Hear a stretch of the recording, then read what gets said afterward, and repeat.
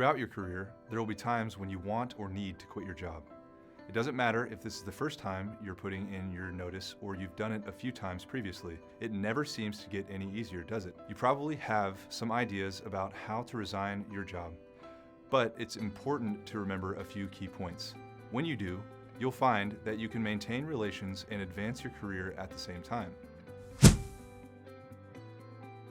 First, be sure you're ready to quit. Before you start typing that resignation letter, ask yourself, is this the right choice for you right now? It's challenging to pull back your intention to quit after you've given notice, since by quitting, you're telling employers you're no longer interested in being there. Therefore, you need to be 100% sure you want to say goodbye. In some instances, you may love the company or corporate culture but have a clash with your boss. Instead of jumping the gun and leaving entirely, perhaps you can make a move to another department or division. In a large company, applying for a different role may resolve the issue and allow you to stay in an organization that is a good fit. If that's not an option for you and you need to quit for your own sanity or to take advantage of an opportunity that's too good to pass up, you next need to share your intentions and give notice. Depending on the reason you want to leave your job, you may wonder if giving notice is even necessary. You may not have a place to go after your role ends, but you know you need out, and it needs to happen soon. It's true. Some companies are toxic. If you don't see a way out, you might not care about leaving without giving notice. On the flip side, you may have a fantastic opportunity waiting for you and you want to start as soon as possible. Employers understand that it's customary to provide notice at a position, so they shouldn't be badgering you to start any sooner than 2 weeks after an offer is given. If you are considering leaving without giving notice, stop and think for a moment. How long have you been in this role? If you've only been there a couple weeks, you'll probably never list the position on your resume, so walking out might seem like a good idea.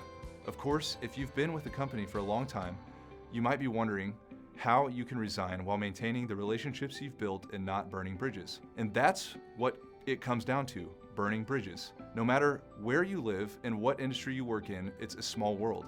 People know other people. If you don't give notice or don't resign with grace, there's a likelihood your actions could come back to haunt you in the future. It's definitely best for you to give notice. If your employer doesn't accept it, that's another situation. But at least you did what you needed to do. The customary time between when you let your employer know you're leaving and the last day on the job is 2 weeks. This time period is a courtesy, allowing companies to transition the role, either distributing your work to other employees or starting to look for a new team member. While it's unlikely they'll find your replacement in 2 weeks, at least they'll have time to consider what they'll need moving forward. If you are leaving on good terms, they will likely work with you to identify a qualified replacement and even have you start to train that person. Could you stay longer? Absolutely. The higher the position in the company, the longer the resignation period often is. The same is true for smaller organizations.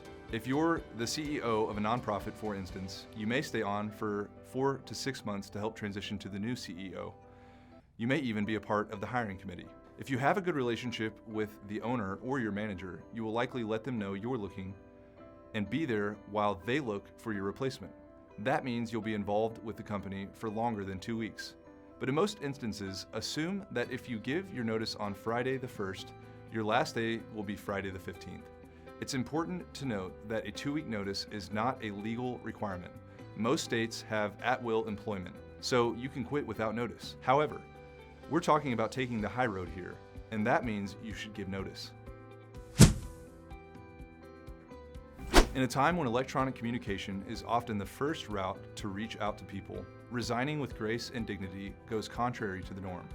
This is not something you want to handle in a text message or even an email. Ideally, you should let your manager know you're moving on in person. However, if you are in a remote role, you could ask for a Zoom call to give notice. When you meet with your manager, have your letter of resignation ready. Keep the letter brief and professional, remembering that the company may keep it in your personal file.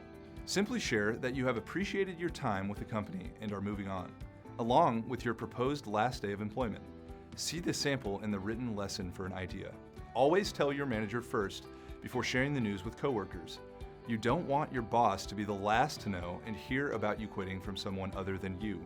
You may also want to consider when you plan to put in your notice. While life events can be the reason for a career change, when you're looking at the day of the week most people quit, it's Friday. The afternoon may be easiest because if there are any challenges, you can just cut out for the rest of the day. Also take into account paydays and benefits. Some companies stop benefits on the last day of the month, regardless of when your position ends. There's a lot to think about when considering quitting your job. Here are high-level tips. Make sure this is the right time for you to move on. Tell your manager first, even if you work alongside your best friend. Resign in person and with a resignation letter in hand. Zoom works best if you're remote. Be honest about why you're leaving. Give at least 2 weeks notice and offer to help with the transition. Stay committed to the company and your team until the very last day. Maintain relationships with your coworkers during the transition, especially if you want a recommendation. Conduct yourself at the end as you did at the beginning and while you were an employee, with grace and compassion. Most of the time, your boss will wish you well in your next endeavor, and you'll be off to a new adventure in no time.